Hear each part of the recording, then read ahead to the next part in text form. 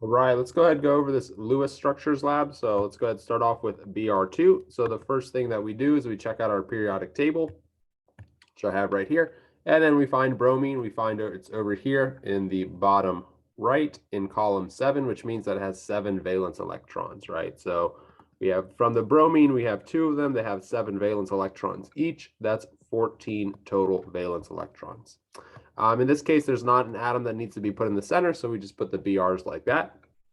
Draw one bond to each. That gets us down to 12 valence electrons because one bond is 2 valence electrons. And then we give everything an octet. That uses up all of our remaining valence electrons, and now we have none left, and thus we have the structure for bromine. In terms of the shape, you could say that it doesn't have a shape, or you could call it linear, right? The molecules are in a line, so it's linear. All right, next up, we have hydrogen and then oxygen, right? This is water. So if we take a look at our periodic table, hydrogen has 1 valence electron, oxygen has 6. So for the top one, we do 2 times 1, and then we do 1 times 6 for a total of 8 valence electrons. Remember that hydrogen never goes in the center, so it's the oxygen that has to go in the center. And then we surround it with the hydrogens to make it nice and symmetrical. We draw a single bond from each one of these. That leaves us with 4 valence electrons. The hydrogens already have 2 valence electrons, which is all that they want, so that one's done. And in the middle, the oxygen is missing 4 valence electrons to have that octet, so we put all 4 of them on the hydrogen. Then we want to think about its shape. So we have 4 things attached, 2 of which are lone pairs. So we go over to our VSEPR chart. We see we have 4 things attached, 2 of which are lone pair. We zoom in on there. And this one, they cut off the names, but this is bent.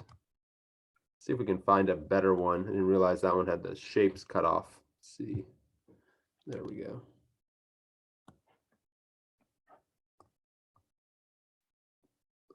Delete that one out.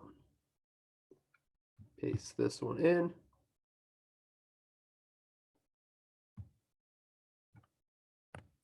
Right, 4, 2, zone in, we get bent or angular. Bent is the more commonly used term, but technically both of them are okay. So the real structure of water looks something like this, and it is bent.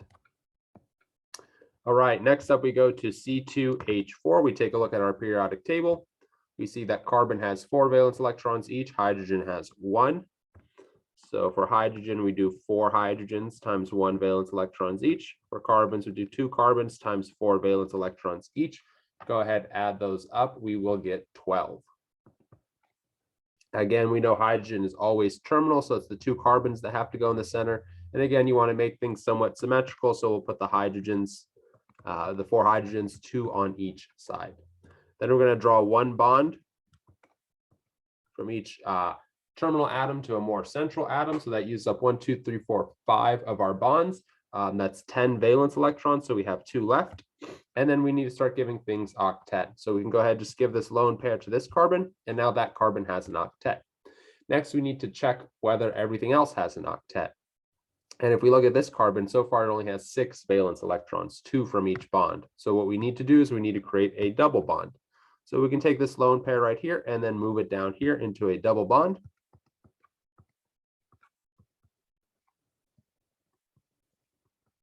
And we get our final structure down here. Notice that everything has a nice octet. Then we think about the shapes of our 2 carbons. They're both the same, so they're attached to 3 things, and none of those things are lone pairs. So we go over to our chart, say 3 things, 0 lone pairs. We are trigonal planar. So the shape of each carbon here is trigonal planar.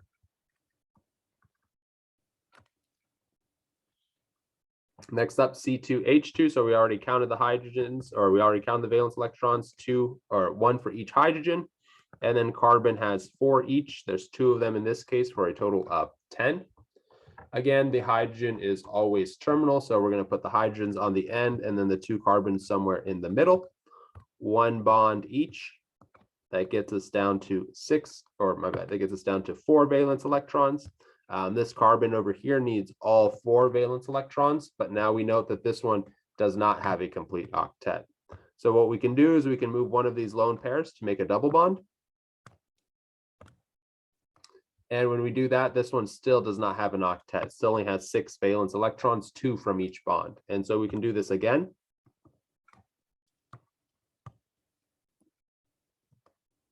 And now we'll note that both carbons have 2, 4, 6, 8 valence electrons. So we're all good there. If we think about the shapes of the carbons, they have 2 atoms attached, no lone pairs.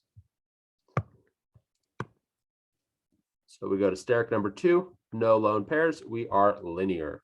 So both of the shape of both of these hydrogens is linear.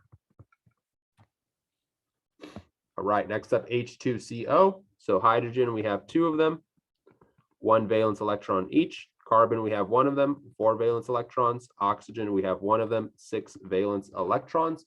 Go ahead, add them all up. We get 12 valence electrons. We know that the least electronegative atom has to go in the center. And so if we use our periodic table, oxygen is further to the right, so it's more electronegative. So carbon is the least electronegative. So carbon is going to go in the center. And then we surround it with our 3 other atoms to make it somewhat symmetrical. Draw a single bond around everything. Now we're down to 6 valence electrons. Give our terminal atoms octets. So 2, 4, 6. That oxygen up top now has an octet, and we have no valence electrons left over. However, we notice this carbon does not have an octet. It only has 6 valence electrons. And we take a lone pair and make it a double bond instead. And now we see that everything has an octet other than the hydrogens, which of course want a duet. If we think about the shape of this central carbon, it has 3 things attached to it, none of which are atoms.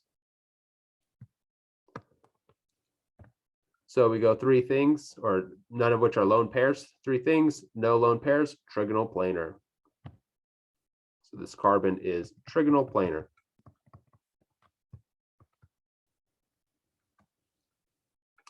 Next up, we go to CH3NH2. So carbon has 1 valence, or 1 carbon, 4 valence electrons. The hydrogens, in this case, we have 5 of them, right? H3 plus H2, they have 1 valence electron each. And then nitrogen has 5 valence electrons. Go ahead, add all those up, and we get 14. And then we take a look at our formula. Note that we have a formula that's a bit descriptive, right? CH3NH2. It gives you a hint about what you're going to want to draw. And remember that hydrogens must, of course, be terminal. So hydrogen, you can draw this carbon with its CH3, right? That's that part of the molecule. And then we have an NH2, right? So that would be that part of the molecule, right? Notice how the formula gives you hints. And then we draw a single line or single bond between all of our terminal atoms to a more central atom. In this case, see, we used up 6 of our lines. So that's 12 electrons because it's 2 electrons per bond. So we subtract out 12, we're left with 2. If we think about what doesn't have an octet, it's this nitrogen right there. Let's think about the shapes now. This carbon right here has 4 things attached, none of which are a lone pair. Go back to our chart. 4 things attached, none of which are a lone pair. It's a tetrahedral.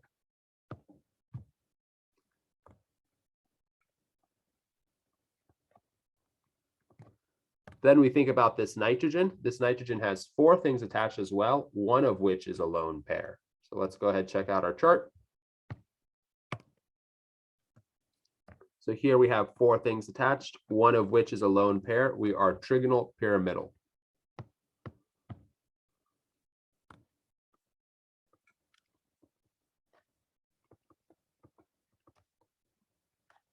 So you can see that this molecule is made out of 2 different shapes combining together. The carbon is tetrahedral while the nitrogen is trigonal pyramidal. All right, next up we're at BH3. So if we take a look at our periodic table, boron's in that 3rd column, so it's got 3 valence electrons, and there's only 1 of them. Hydrogen, of course, we have 3 of them, 1 valence electron for a total of 6 valence electrons. And of course, hydrogen is always terminal, so we'll put the boron in the center. Surrounded with hydrogens, 1 bond around each.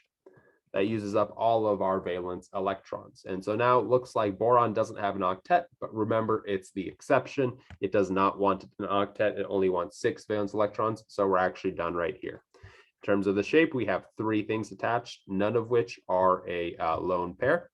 So we go to our table. 3 things attached, 0 lone pairs, trigonal planar.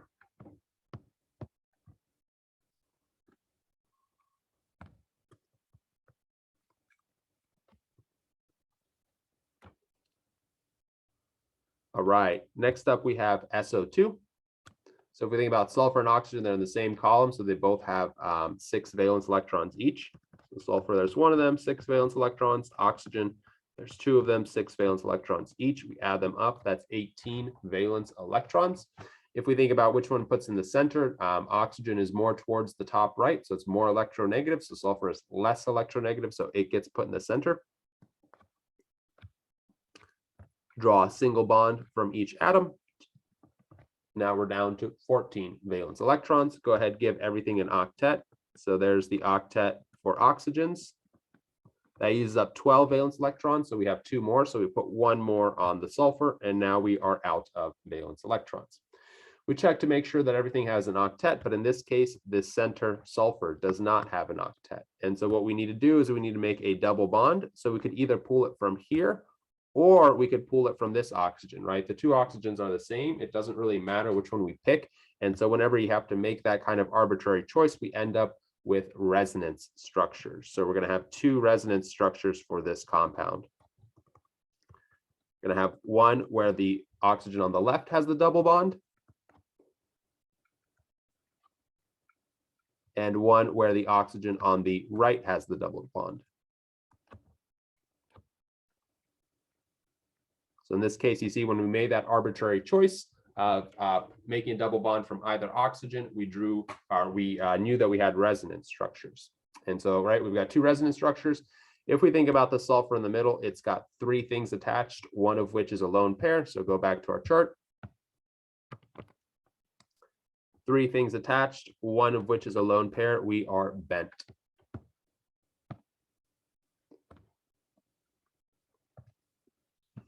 All right, next up, we're at nitrite, NO2 minus. So nitrogen has 5 valence electrons.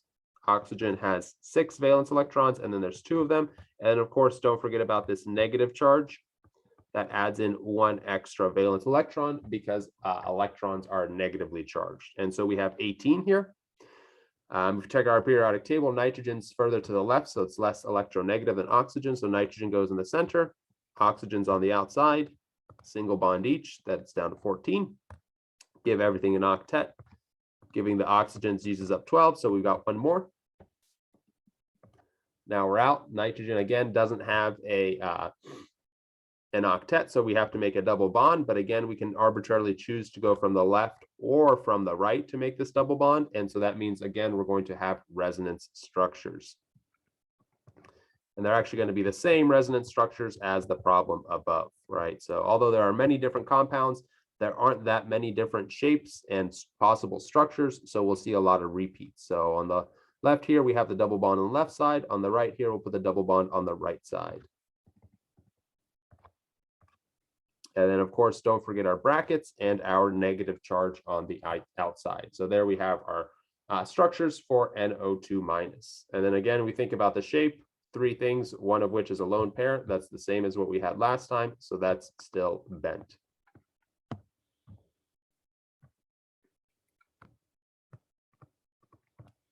Cool. All right, last one, CO3 2 minus carbon. We've got 1 of them, 4 valence electrons each. Oxygen, we've got 3 of them, 6 valence electrons each. And then we have the 2 minus charge that'll add up 2 valence electrons. So if we do that math, we should get 24 valence electrons. And so then if we think about what's going on here, carbon is the less electronegative element, so it's going to go in the center. The oxygens will go on the outside, 1 bond each. That'll get us down to 18. And then give everything on the outside an octet. In this case, that'll be all the oxygens, and then we'll use up all of our valence electrons, so we have none remaining. If we think about it now, the central carbon does not have an octet. So we need to make a double bond, but we only need to make one double bond because carbon just needs one more bond to have an octet. So we could either take it from this top carbon, we could take it from this bottom left oxygen, or we could take it from this bottom right oxygen, right? So we can take one of the lone pairs from either one of these oxygens to make a double bond with carbon.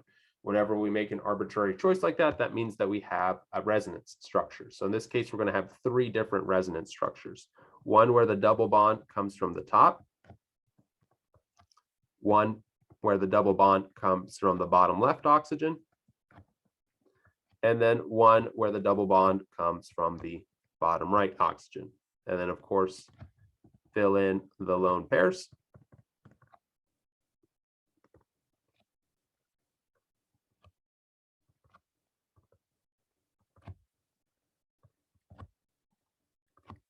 Give our brackets with the 2- charge, and there we have the structure for CO3 2-, which we'll learn is carbonate.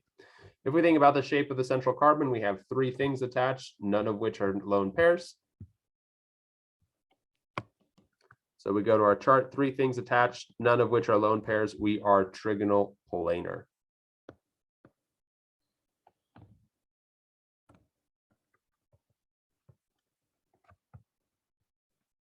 And that's all there is to it. If you have any questions, feel free to stop by my office hours or visit a tutor.